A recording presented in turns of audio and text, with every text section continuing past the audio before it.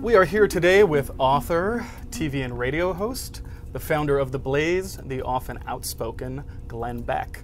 And we have swapped out our red couch for a gray couch here in the offices of The Blaze. Glenn, thank you so much for having us here today. Thank you, thank you. You have had an extensive career in radio. You had your own show on Fox News, and then soon after leaving, you founded The Blaze. What were you trying to accomplish with The Blaze that you haven't done previously? We started The Blaze actually about, I think, a year and a half before I left Fox. Started the TV part and named it GBTV right after we left. And really, The Blaze started as a research arm for me. I was probably the only person in television to ever spend $1 million a year on my own money on research when I was at Fox, because I wanted to make sure that we were right, and I needed a way to pay for it. And so we thought, if we do the research and do these stories, why don't we just put them up, and that way I'll be able to pay for this research.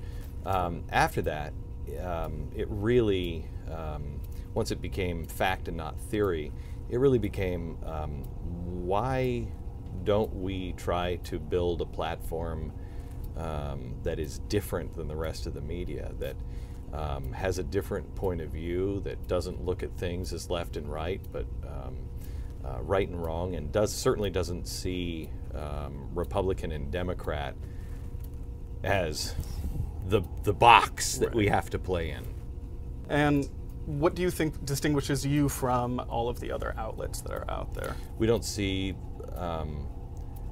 I think what happened in the early progressive era was the progressives took the libertarian chair away. They deemed themselves liberals, but that was one half of it. It was started by the Republicans with Theodore Roosevelt. So all of the other media, they'll have the Republican, and then they'll have the Democrat, right, and that's your scope. When really you start from the big government person to the anarchist, that's a huge section that is completely dismissed and not even represented. So we try to look at those people who say smallest government all the way to no government, and try to get that point of view, and that sets us apart, I think. Great. And so you recently appeared on Fox News where you said you think you played a role, unfortunately, in helping to tear the country apart. So looking back, are there different things you would have done in your career? Yeah, I think, I would have stated that more clearly. I think we all played a role in tearing the country apart. I think some of us still play a role in tearing the country apart. I guess what I wish I would have said is, I wish I would have been able to find a way to focus on the principles. I mean, this is from my set at Fox. So when I say, I wish I could have come up with the principles or something, yeah, faith, hope, and charity. It is what we talked about, but I could never find a way to get anybody to hear that outside of the audience. And what we have to do is figure out, how do we reach out to people, and I don't even want to say across the aisle, because Einstein said those who created the problem will never be able to solve the problem. And so that means Washington. They're never going to be able to solve the problem. It's going to require us to do it. Just regular people who say, I might have voted for a Republican or I might have voted for a Democrat, but principles are what drives me. And once we see the violation of principles, we can, no matter what party, come together. Is there a particular principle that you think right now is sort of the biggest issue that's not being addressed? I think all of them. Truth is probably the biggest. Sincerity, hard work, hope is another one. Kindness, faith. All of these things we have kind of put off to the side and said, that's kind of old-timey, old-fashioned. But those are the things that bring us together. If you want to look at real principles, the first 10 amendments. It's like the 10 Commandments. Can we get the first 10 right, and then start to expand from there? Right now, we can't agree that, depending on which president is in, I can silence you if you have a different viewpoint of the president. You don't have a place now that people, the governor of New York, you don't have a place for you and your opinion in New York if you happen to be pro-life or whatever. What? Even if I live in Texas, Wendy Davis is running for governor. She absolutely has a home in Texas. And she is not just pro-choice, she believes in the latest possible abortion. She's a Texan. There's nothing wrong with that. You duke it out in the battlefield of ideas, and that's where we have to get back to. We have to respect each other and each other's right to have a differing opinion. So it's a 24-hour news cycle. The Blaze is online, of course. What do you feel are issues that are currently being underreported by mainstream media? Truth. Yeah. I just think that the corruption, the collusion between government and big business, that was the thing this president ran on. I'm going to be the most transparent. Well, no, you're not. The other thing is we have fallen 20 points in the last 12 months in freedom of press. That's phenomenal. We're now 47th place in the world. 47th for freedom of press. I haven't heard that reported anywhere. That just came out last week. Why isn't that everywhere? And how did we drop 20 positions? Because we've started to jail our own journalists. We've started to spy on our own journalists. This is wrong and dangerous. The free press must remain free, whether that's the Village Voice or the Blaze. Free and unfettered press. Well, and you recently spoke with Rand Paul about wanting to run away from traditional politicians. So what defines a traditional politician versus a non-traditional in your eyes? I think everybody knows a traditional politician when they see them, and one that is not willing to clean out their own house. That's the real problem. Wait a minute. We're against spying on people. Conservatives, Republicans. You're against the president spying on people. Patriot Act comes to mind. And if you were against the Patriot Act and you're now for or quiet about what the NSA is doing, why? Why? Why has the president flip-flopped? This NSA thing started under George W. Bush. It's gotten worse now. Both parties are doing it.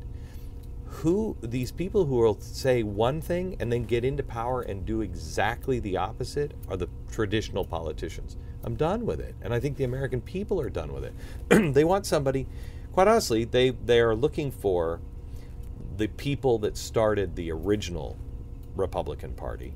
The Whigs and the Democrats were in charge. And finally, enough people said, there were only about 20 of them, I don't think you guys are going to stop slavery. I think both of you guys are playing this game one way or another. You're not serious. And it started out with just 20 people. If we could get 20 people, one of these parties would collapse. And you would have real change. It took the Republicans to do it. It's time now for somebody to walk outside of the Republicans, walk outside of the Democrats and go, you're both for big debt. You're both for spying on our people. You're both for using drones. What are you talking about? That will rally the American people. And one of those two parties would collapse, and my guess is it would be the Republicans. So let's switch gears a little bit and talk about technology. Yeah. How do you think technology has impacted politics? Huge. And I don't think the people in Washington even get it yet. Even the Democrats, who are far ahead of the Republicans on technology, they don't understand. You can't lie to people anymore. You don't have the gatekeepers. You don't have to go to the Blaze or to CBS. You can go to Twitter or Facebook. If it happened, it's there. Where before, media used to be, if it's not on CBS News, it didn't happen. Well, apparently it did. And that's why CBS News is in trouble. That's why ABC News is in trouble. That's why CNN is in trouble. And if we don't constantly reinvent ourselves, it's why the Blaze would be in trouble. It's going to get to a place to where it is much more personal, where you will be able to see whatever it is you're looking for. You'll be able to see the truth. You'll be able to find it. I have this, I collect rare books and rare artifacts from American history, and I have a book from Thomas Edison when he first comes up with the motion picture. And the last line in it is so great. He says, from here on out, you will no longer have to trust somebody's word that was there. People all over the world will be able to see it. Well, that didn't work out exactly as he hoped, but it was on the right step.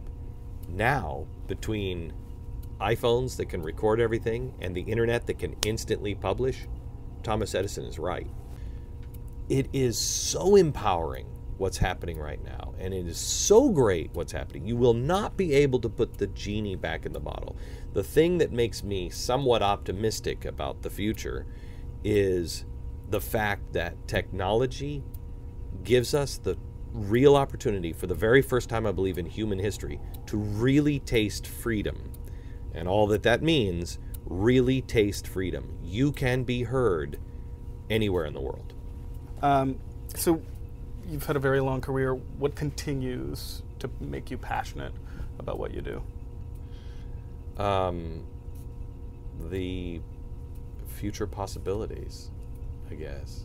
I mean, it's funny because some of the guys who work for me have been my friends for 30 years, and we joke about it all the time.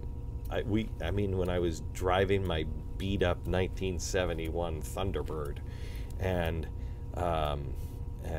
counting the pennies to put enough gas in the tank to make that beast run, and I would say, can you imagine? Imagine what we could do if. And now we're here, and my imagination doesn't take a day off, and that's a good thing, because now we can create it. Now we can do those things. And finally, what is the thing you're most proud of in your career?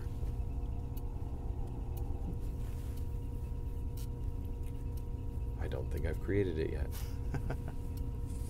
Fair enough.